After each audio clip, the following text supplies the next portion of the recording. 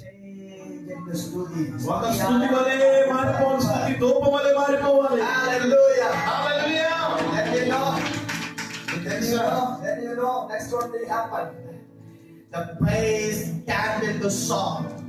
ఆ యొక్క స్తుతి ఒక పాట వలె మారిపోయింది. The praise turned into song. ఆ ప్రార్థన స్తుతి ఒక పాట వలె మారిపోయింది, ఒక గానం వలె మారిపోయింది. In Bible we read, బైబిల్లో రాయబడింది, those who are happy, let them sing. ఎవరైతే సంతోషంగా వారు ఏం చేయాలో తెలుసా?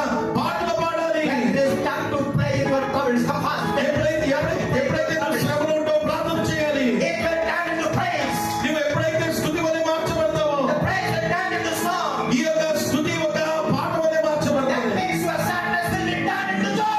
నీ యొక్క సంతోషం, నీ యొక్క దుఃఖ దినములు సమాప్తమై సంతోషంగా So మారుతాయి. Apostle Paul said, అపోస్తలుడైన పౌలు చెప్తున్నాడు,